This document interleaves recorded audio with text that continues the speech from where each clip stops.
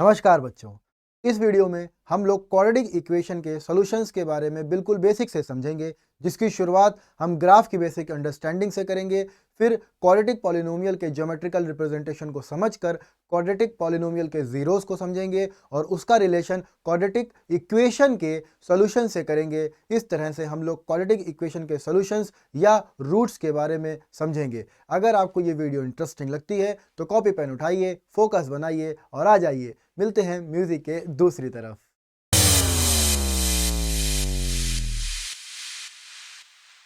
हम लोग आ गए हैं अपने ग्राफ की तरफ और हमें लगता है आप सभी को एक्स एक्सिस और वाई एक्सिस के बारे में पता होगा। चलिए उसके साइन के बारे में एक जल्दी से रिवीजन कर लेते हैं। यहाँ पर x axis positive, y axis positive होता है। सेकंड क्वाड्रेंट में एक्स एक्सिस नेगेटिव और वाई एक्सिस पॉजिटिव होता है। थर्ड क्वाड्रेंट में एक्स एक्सिस नेगेटिव और वाई एक्सिस भी नेगेटिव होता है। और फोर्थ क्वाड्रेंट में एक्स एक्सिस पॉजिटिव और वाई एक्सिस नेगेटिव में साइन में होता है।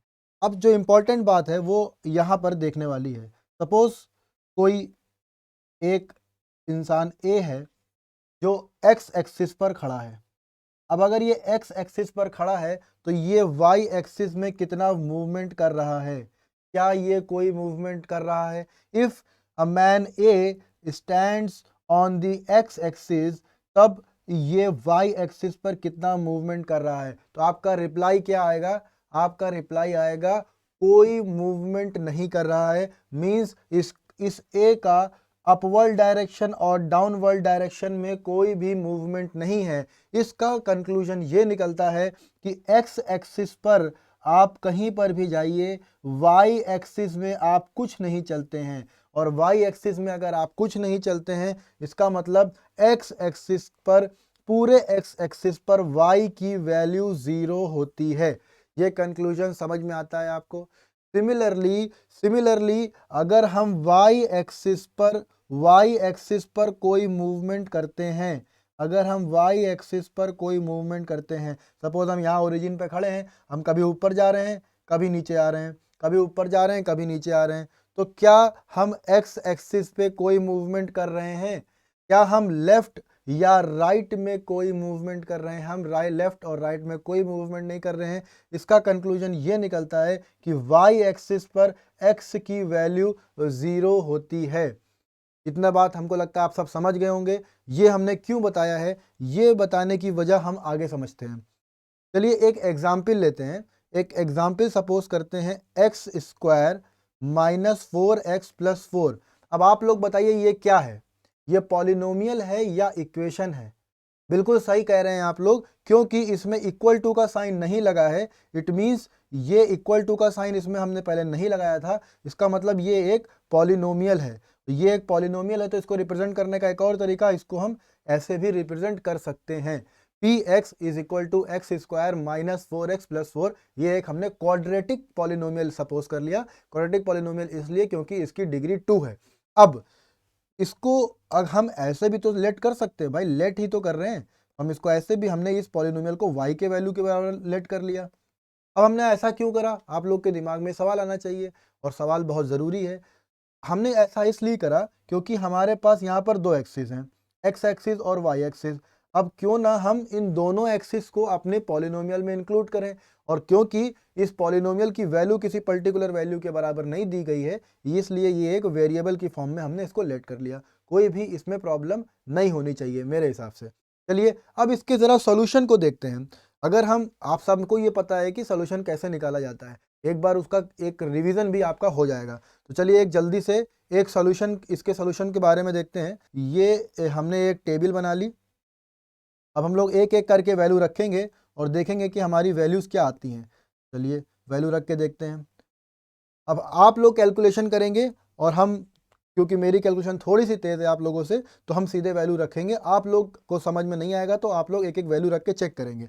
जब हम x की वैल्यू को यहाँ पर 0 पुट करेंगे तो x के स्क्वायर 0, माइनस 4 भी x से 0 से मल्टीप्लाई होगा तो 0, और हमारे पास बचेगा प्लस का 4।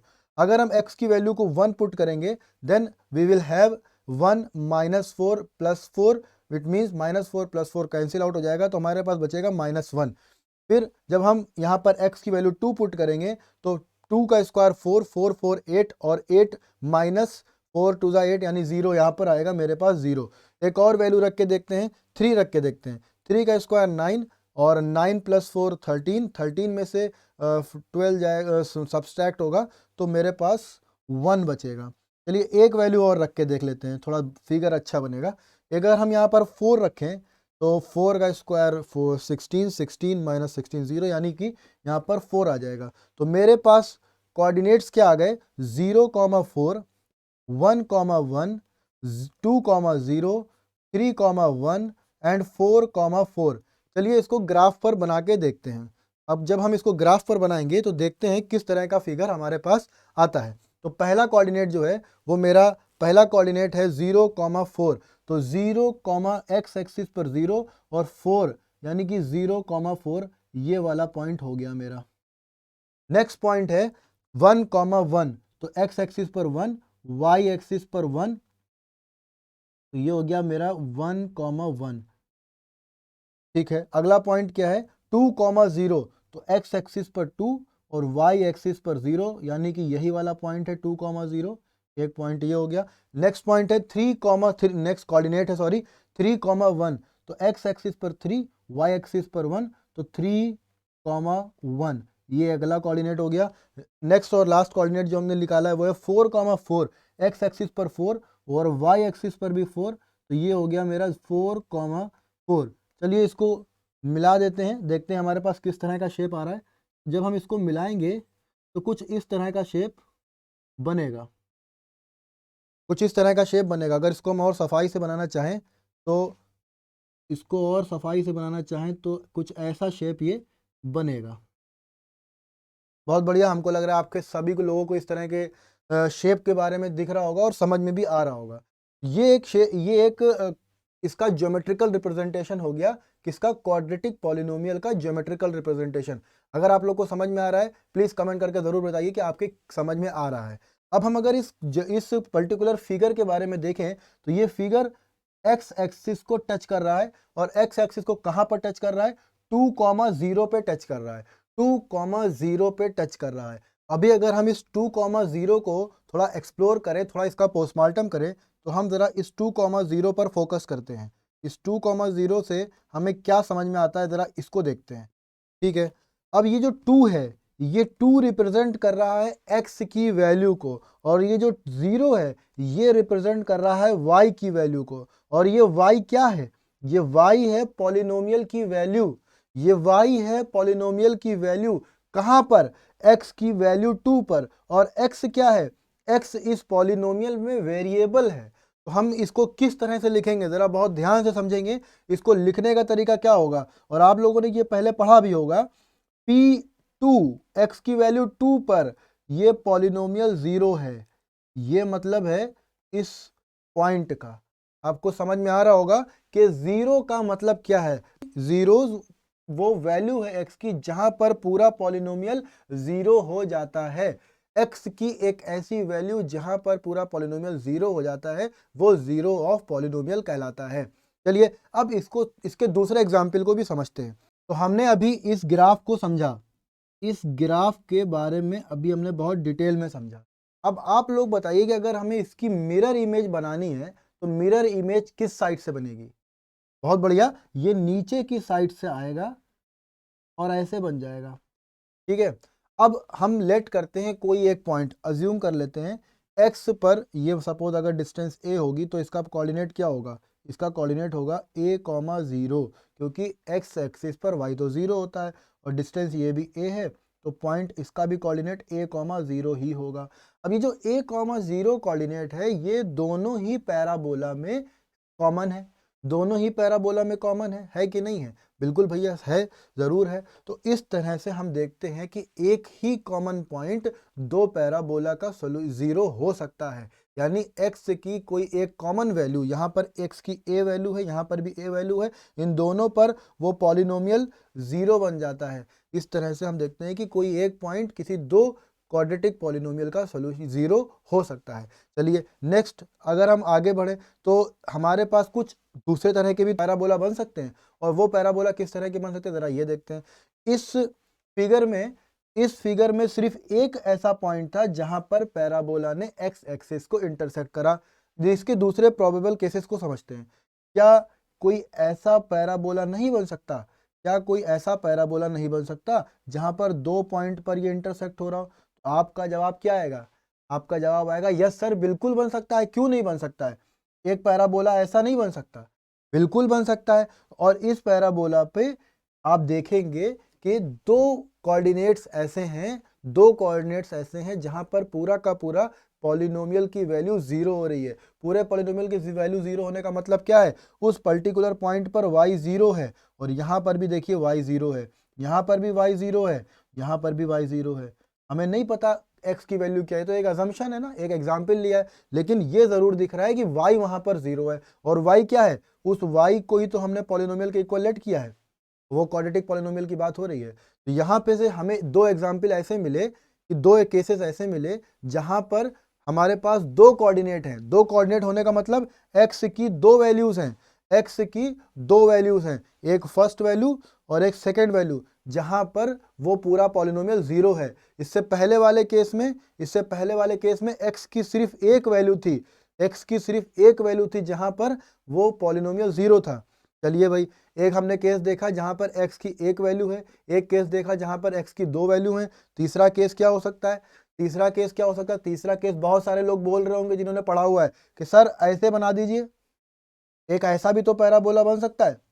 हम कहेंगे बिल्कुल बन सकता है, क्यों नहीं बन सकता? अब तो आप लोग बताइए कि क्या ये पैराबोला आपको दोनों पैराबोला, ये दोनों ज्योमेट्रिकल क्वाड्रेटिक पॉलिनोमियल जो ग्राफ है इसका, क्या आपको दिख रहा है ये एक्स एक्सिस को इंटरसेक्ट कर रहे हैं? तो जवाब आएगा नहीं सर, कहाँ दिख रहा है, बिल्कुल इंटरसेक्ट नहीं कर रहे हैं। हम कहेंगे हाँ हाँ, हम भी तो वही कह रहे हैं, एक्स एक्सिस को इंटरसेक्ट नहीं कर रहा है। और अगर एक्स एक्सिस को इंटरसेक्ट नहीं कर रहा है यानी इस पर कहीं पर वाई जीरो नहीं होगा, क्योंकि y जीरो होने की कंडीशन क्या है? सबसे पहले वीडियो के यही बताया था कि y जीरो कहाँ होता है? x एक्सिस पे, x एक्सिस पे y जीरो होता है। जब x एक्सिस को ये पैराबोला इंटरसेक्ट ही नहीं करेगा तो वो कोऑर्डिनेट उसमें लाई भी नहीं करेगा जहां पर y जीरो है। यहाँ पर y जीरो है, कहाँ पर है? कहीं पर नहीं है। x की ऐसी कोई वैल्यू नहीं है जहां पर पूरा पॉलिनोमियल जीरो हो जाए, इसलिए इसको बोलते हैं, इस तरह के ज्योमेट्रिकल फिगर में बोलते हैं कि इसके नो जीरोस हैं, कोई भी जीरो इसका नहीं है जहां पर पॉलिनोमियल जीरो होता है। अब हमको लगता है कि आप लोगों को जीरोस ऑफ क्वाड्रेटिक पॉलिनोमियल समझ में आ गए होंगे। तो हमने कितने केसेस देखे, जरा एक बार रिवाइज कर लेते हैं, जल्दी से रिवाइज कर लेते हैं। हमने कितने केसेस देखे? हमने 3 केसेस देखे। और वो 3 केस 1 क्या है? जहां पर एक 1 जीरो हो, ओनली 1 जीरो। दूसरा केस क्या है? 2 जीरोस हो। और तीसरा केस क्या है? तीसरा केस है नो जीरोस, नो जीरोस। अच्छा भाई, बहुत बढ़िया, सबके समझ में आ रहा होगा। हाँ बिल्कुल आ रहा है। अब याद करिए, मेरा पहला वाला इंट्रोडक्शन ऑफ क्वाड्रेटिक इक्वेशन वाले वीडियो में हमने क्या बताया था? क्वाड्रेटिक पॉलिनोमियल को जब हम जीरो से इक्वेट कर देते हैं, इक्वेट विद जीरो, जब हम जीरो से इक्वेट कर देते हैं हमें क्या मिलता है? हमें मिलती है क्वाड्रेटिक इक्वेशन, हमें मिलती है क्वाड्रेटिक इक्वेशन। बहुत ध्यान से समझेंगे, बहुत आसान है। पहला वाला एग्जाम्पल एक बार जरा उठाते हैं। ये लिखा हुआ है x square minus 4x plus 4, यानी x square minus 4x plus 4, ये तो था पॉलिनोमियल। लेकिन इसको हम किसके इक्वेट कर दें? इक्वेट विद जीरो कर दें, तो ये क्या बन गया? सर ये तो क्वाड्रेटिक इक्वेशन बन गया। हाँ भाई बिल्कुल बन गया। चलो, और ये जो क्वाड्रेटिक इक्वेशन की वैल्यू जीरो आ रही है, ये क्या बता रही है? ये यही बता रही है, चिल्ला चिल्ला के ये यही बता रही है कि सर ये पहले क्वाड्रेटिक पॉलिनोमियल था, क्वाड्रेटिक पॉलिनोमियल की वैल्यू जीरो आई। कब आई? एक्स की कोई एक ऐसी वैल्यू थी जहां पर ये पूरी वैल्यू जीरो हो गई थी। और वो एक्स की वैल्यू क्या थी? जरा ध्यान से देखें तो वो एक्स की वैल्यू 2 थी। समझ में आ रहा होगा आप लोगों के? एक्स की वैल्यू 2 थी। चलो इसमें देखते हैं। अब हम सपोज क्या करें, अभी हम तो निकाल ही चुके हैं। अगर x की जगह पर 2 रख दें, x की जगह पर 2 रख दें तो मेरे पास क्या बचेगा? जरा देखना क्या बचेगा।